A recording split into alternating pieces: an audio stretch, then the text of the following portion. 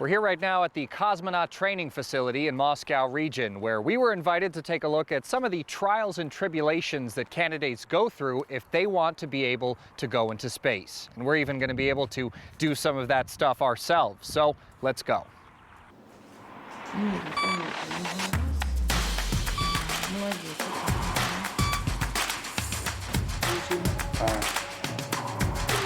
about torture, but the sit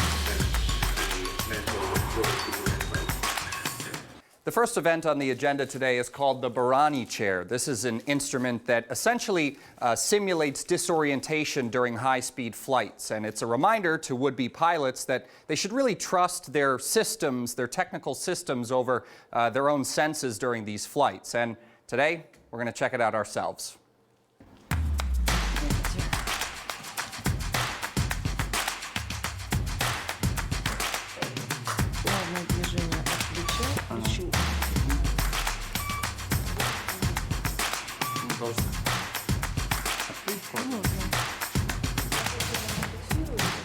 Here we have the cardiac stress test. This is essentially a machine with pedals like on a bicycle that you're supposed to push with your feet, just like on a bicycle. And it essentially puts your heart under a similar sort of stress that a cosmonaut would feel, specifically during liftoff and landing. This is a bicycle ergometer. This is where we do load testing. The task of the subject is to pedal with increasing load. That is, it will gradually increase. At the same time, we monitor blood pressure and ECG. We monitor the condition of the subject. The load usually takes about 12 minutes.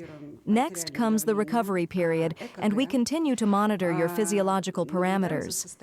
Upon completion, we can make a conclusion about the tolerance of physical activity, about the working capacity and overall fitness of your body.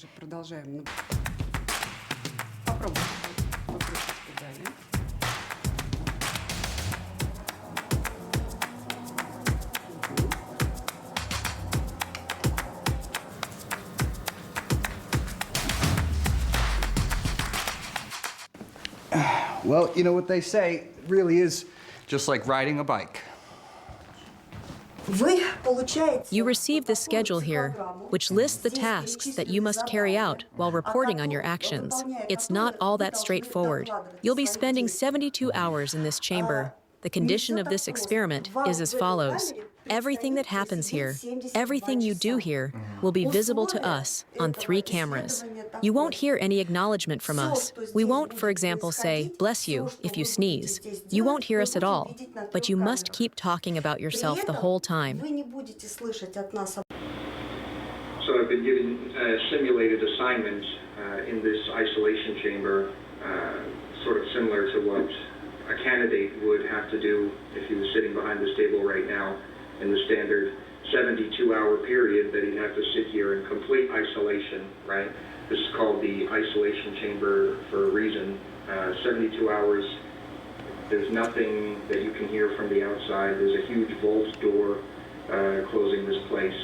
And candidates who want to become cosmonauts, they have to sit in this chamber for 72 hours, sleep here. They're given food through a little slot. It's almost like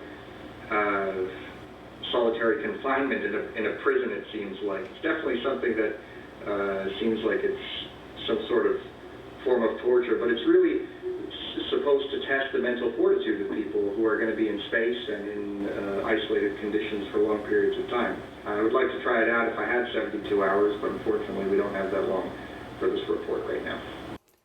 Well, this is the pressure chamber. It's a device used to test how the human body reacts to situations of high and low pressure, of course changing pressure when people get to higher altitudes and get to lower altitudes as well. And the main thing, of course, is making sure that the oxygen content of a person's blood is within the boundaries necessary. So I have this device here, of course, that is usually equipped to measure that amount of oxygen in a person's blood. The candidates sit here with this strapped on them. They've got also an oxygen mask that is used in the event of a candidate feeling ill or near passing out. Two types of studies are currently being conducted in which conditions are created for ascent to specific altitudes, to 5,000 meters followed by a rapid descent and to 10,000 meters. When we raise cosmonaut candidates or cosmonauts to 5,000 meters, we test their tolerance to moderate hypoxia, that is, oxygen deprivation. We then bring them down quite quickly at a rate of 50 meters per second, which is roughly equivalent to the speed of free fall. In this way, we check their tolerance to pressure changes. This is the legendary Soyuz spacecraft. It was developed in the 1960s, and to this day, it's still in service. Over 150 flights into the cosmos it's seen, and what's very unique about this model in particular is that the inside that you're looking at right here is not a piece for a museum. This was actually sent into space. We are in the training hall for cosmonauts and crews of manned transport spacecraft. Here are specialized simulators designed for practicing specific operational modes. For example, there's the Don Soyuz simulator, which is intended for working through manual dynamic docking modes of the Soyuz spacecraft with the ISS. The key feature of the simulator itself is that it closely replicates the actual onboard environment of a real spacecraft. Some of the equipment here is standard issue, the very same gear used on operational spacecraft. Moreover, the mock-up of the descent module, which forms part of the simulator, is also standard, real, and battle-tested, having already flown in space. Behind me is a physical recreation of the Russian half of the International Space Station, used mainly for the training of future cosmonauts that are going to be on the International Space Station, to give them an idea of what it's like to be up there. And of course, cooperation on the space station is mainly taking place between the Russians and the Americans. It has been that way for a very long time. And while both sides have at least a basic knowledge of each other's language, sometimes miscommunications make for some pretty comical situations. As part of the International Space Station program, we now have cross flights.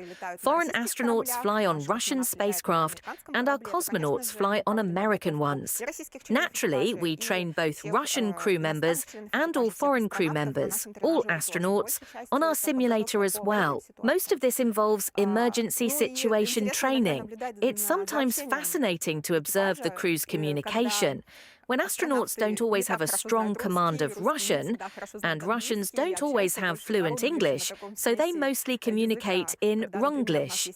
This mix of languages where, for example, one striking case is when we say prikrit liuk, which in English is close the hatch, but more precisely latch the hatch, a rather long phrase that's not very practical in an emergency. That's why foreigners often just say pry close the hatch.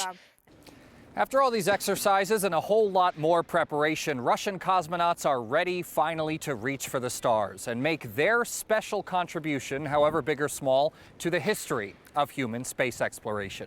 Donald Corder, RT, Moscow region.